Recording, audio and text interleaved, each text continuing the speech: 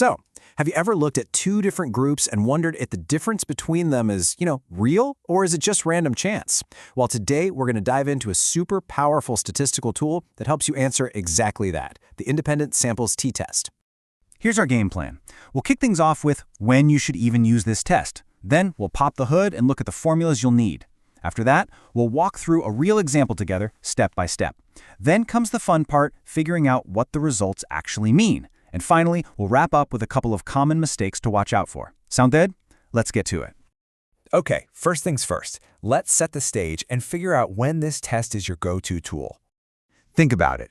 Let's say you're comparing test scores from two different schools, or maybe the battery life of two different smartphone brands. You'll almost always see some kind of difference in the averages, right? But the million-dollar question is that difference big enough to matter, or could it have just been a random fluke? That's the problem this t-test was born to solve. Now, the most important word on this slide is independent. This whole test is built for comparing two groups that have absolutely no connection to each other.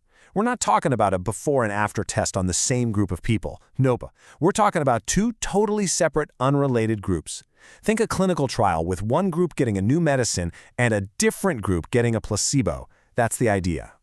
Of course, to get a result we can actually trust, we have to play by a few rules. Think of this as our pre-flight checklist. First, our samples have to be independent and random. We just covered that. Second, the data from our population should ideally follow a normal bell curve. But if you've got big enough samples, usually 30 or more in each group, you're generally good to go. And last, you want to make sure there are no crazy outliers in your data that could throw the whole result off. All right, let's open up the toolkit and look at the formulas that make this test work. Don't worry, they're not as scary as they look, and we'll break them down.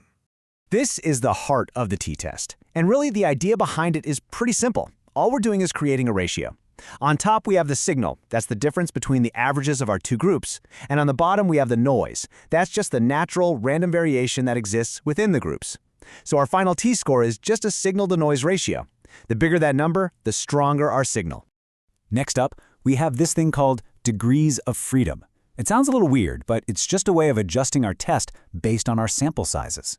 Now, lucky for us, any statistical software will use a super precise formula called Welch's formula to figure this out. But if you ever have to estimate it by hand, there's a simple, conservative trick. Just take the smaller of your two sample sizes and subtract 1. Easy enough?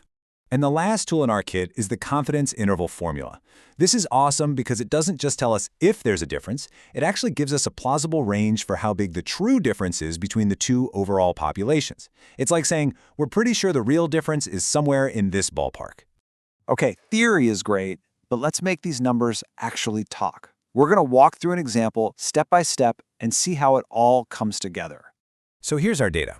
We have two independent samples. For sample 1, we've got 25 people with an average score of 52.4. For sample 2, we have 30 people with an average of 48.1. You can see their standard deviations there too. Our job is to figure out if that difference between 52.4 and 48.1 is statistically significant. We're going to do this in 3 straightforward steps. First, we'll find the difference. Second, we'll calculate the variability, or the noise. And third, we'll put it all together to get our final score. Step 1 is a piece of cake. We just subtract one mean from the other. 52.4 minus 48.1 gives us 4.3. This is our signal. It's the difference we actually saw in our data. But is it a big enough signal? Let's find out.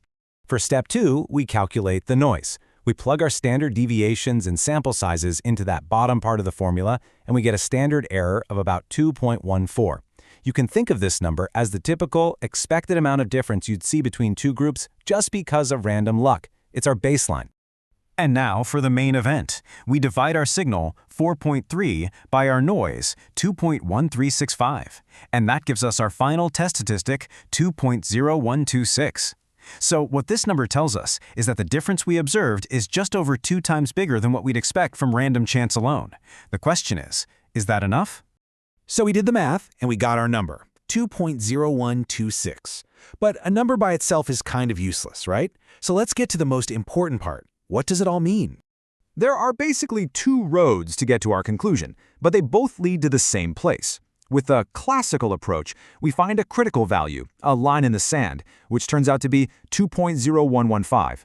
Since our number, 2.0126, is just a tiny bit over that line, we call it significant.